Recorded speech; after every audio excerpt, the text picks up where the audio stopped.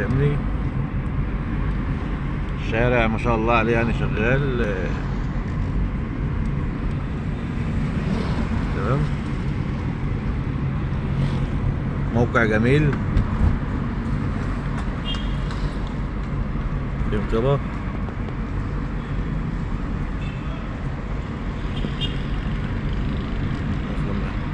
تمام.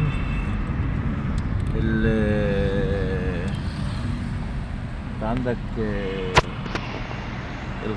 الخالدين دي بقى مبنى الخالدين اهو تمام.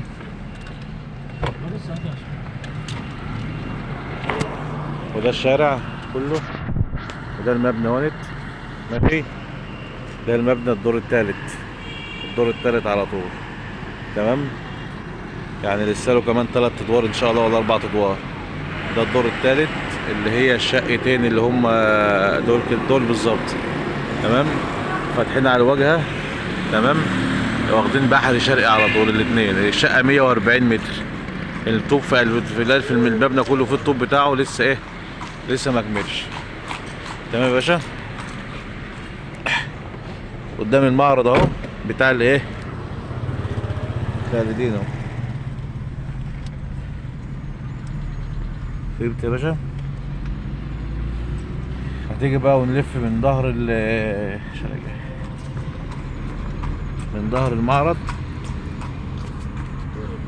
هنيجي من شارع بقى اللي جنب البيت اهوت هنلف تمام. اول ما لف اهو يابا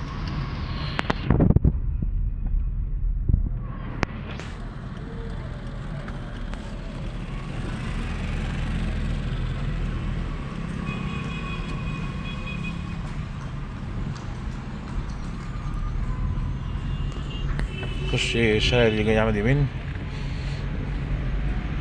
انت شايف المبنى اهو المبنى اهو اللي هو التلات ده تمام. وده الشارع اللي جنبه الشارع الجانبي تمام.